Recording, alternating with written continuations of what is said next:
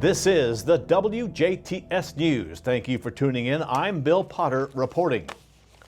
A Tazewell man was arrested after leaving the scene of a property damage crash. Jasper police received a report of a two-vehicle crash at the intersection of US 231 and State Road 162 on Wednesday around noon. One of the drivers involved in the collision immediately fled the scene, eastbound on State Road 162.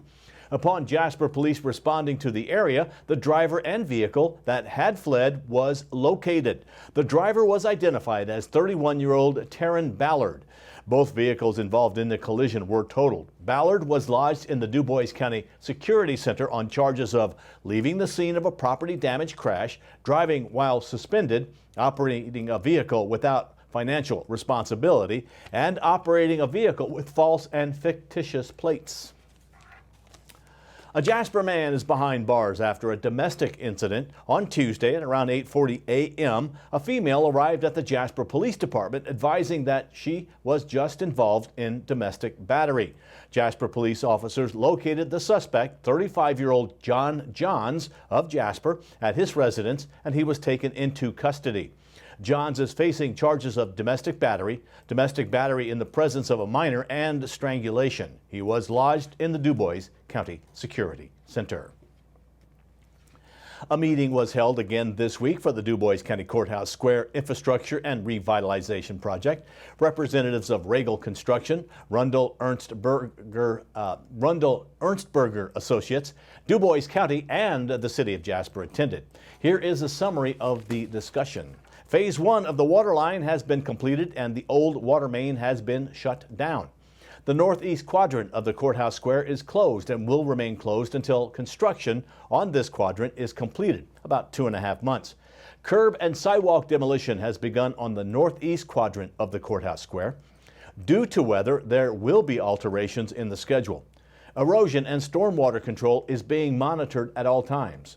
The crew has set the maintenance of traffic signage for vehicular and pedestrian traffic for the northeast quadrant. The construction began on East 7th Street and will move towards Main Street, then onto East 6th Street, and finally make its way to Jackson Street. 2-hour public parking is available in the parking lot adjacent to City Hall. Foot traffic will be maintained at all times. Meetings with contractor representatives will be held bi-weekly, with the next one scheduled for August 10th. For specific construction questions, please contact the City of Engineering Department at 812-482-4255, 482-4255. The Indiana Department of Transportation announces the naming of a bridge on I-69 after recent National Baseball Hall of Fame inductee Gil Hodges. In March of 2022, House Concurrent Resolution 19 requested a bridge in Pike County to be named after Hodges. That resolution passed on March 2nd.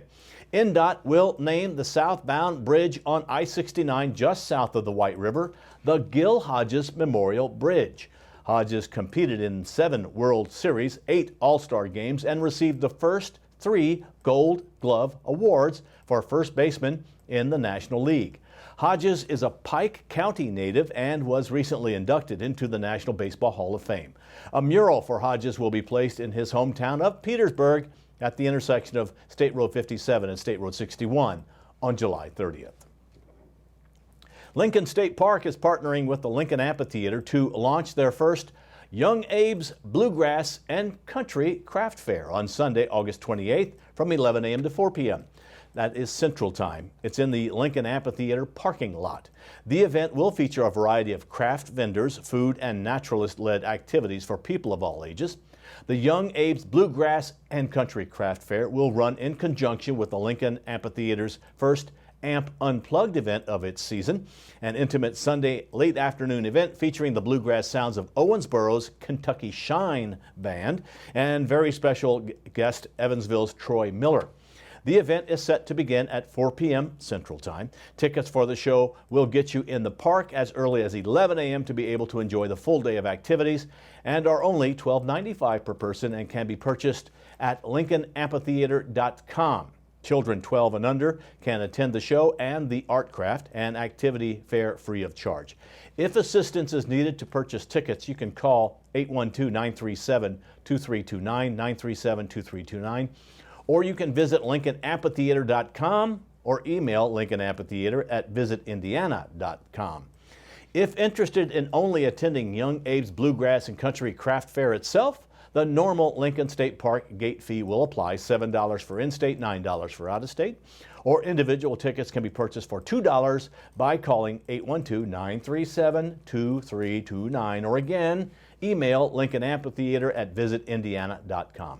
All proceeds from the event will benefit the Friends of Lincoln State Park, a 501c3 organization devoted to the support and preservation of Lincoln State Park and the Colonel William Jones Home. A full schedule of activities, list of vendors, and more is being developed and will be announced in August. For additional information, again, visit LincolnAmphitheater.com or call 812-937-2329 or email LincolnAmphitheater@visitindiana.com.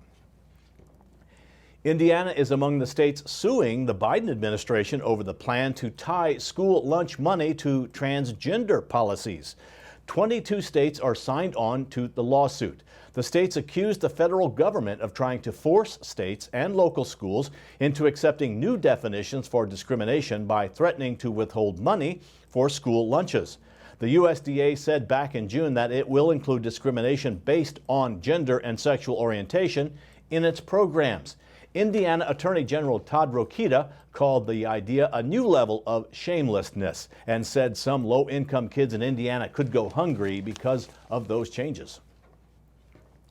There's no pause in the push to adopt a new abortion law in Indiana. Republicans in the state Senate Wednesday stopped Democrats from holding up debate with a laundry list of their suggestions for the new law. Republicans say there will be plenty of time for that during today's full debate, but Democrats accused Republican leaders of trying to silence them. Lawmakers are rushing toward a vote on the new law, which would ban all abortions in the state except in cases of rape or incest or to save a mother's life. And now stay tuned. WJTS News will continue in a moment with a look at wet weather, and Kurt Guxell steps in with a look at sports.